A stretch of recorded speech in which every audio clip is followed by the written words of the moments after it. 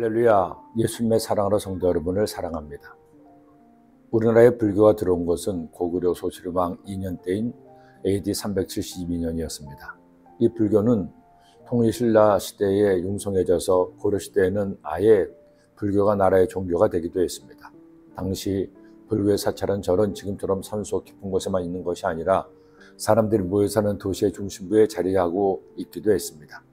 그러나 이처럼 불교의 세력이 커지자 많은 부작용이 생겨나기도 했죠. 불교의 승려가 특권 세력이 되고 급기야는 정치까지 관여해서 문제를 야기시키기도 했습니다. 이런 불교에 맞서 조선을 세운 사대부 계급은 불교를 만국의 종교로 규정하고 유교를 건국이념으로 세우게 된 것입니다. 그러나 천년을 이어온 불교를 단숨에 뿌리 뽑는 것은 불가능한 일이었고 조선의 500년을 지나며 지금 같은 불교로 자리매김하게 된 것이죠. 사람의 생각이나 사상, 이념은 바꾸라고 해서 쉽게 바뀌는 것이 아님을 알려주는 예가 될 것입니다. 그런데 이스라엘은 무려 1400년이었습니다. 하나님께서 모세를 통해 히브리 민족을 애굽에서 구원하시고 그들에게 율법을 주시며 하나님의 섭리로 살게 한 것이 BC 1400년경이었습니다. 히브리 민족 이스라엘은 그 오랜 세월 동안 태어날 때부터 율법을 듣고 지키며 살았습니다.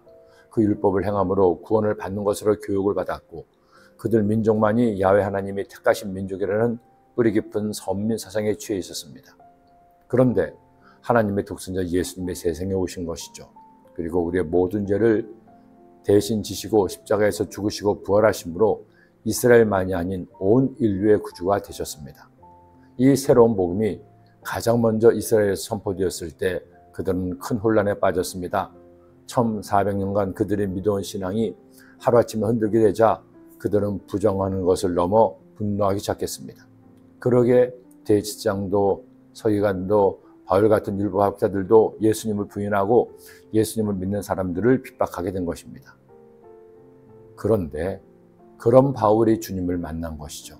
그리고 예수님이 온 인류의 구주임을 담대하게 전하자 유대 민족은 더 큰 혼란에 빠졌습니다. 무엇을 어떻게 믿어야 할지 모르는 지경이 된 것입니다. 그런 유대민족 이브리인들에게 사실은 예수님이 하나님의 아들이시오 세상 만물을 창조하신 창조자여 우리의 구주가 되시며 구약에 예언된 메시아임을 알려주려고 쓴 말씀이 히브리서입니다. 이는 하나님의 영광의 광채시오 그 본체 형상이시라 그의 능력의 말씀으로 만물을 붙드시며 죄를 정결하게 하는 일을 하시고 높은 곳에 계신 지극히 크신 이의 우편에 앉으셨느니라. 우리는 오늘부터 히브리서의 말씀을 묵상할 것입니다. 이 편지의 대상이 율법에 정통한 히브리인들이기에 신약의 어떤 말씀들보다도 구약의 말씀이 많이 인용됩니다. 그러나 그 모든 말씀을 통해 우리에게 주시는 진리는 오직 하나, 예수님이 이스라엘을 넘어서 온 인류를 구원할 구주시라는 것입니다. 히브리서의 말씀이 쓰여진 지 어느덧 2000년이 지났습니다. 그 오랜 세월 동안 복음은 예수님 말씀처럼 예루살렘에서 유다, 유다에서 사마리아, 사마리아에서 온 세상까지 전해져 오늘을 사는 우리를 구원하고 하나님의 자녀가 되게 했습니다. 진리는 영원합니다. 진리는 변하지 않습니다.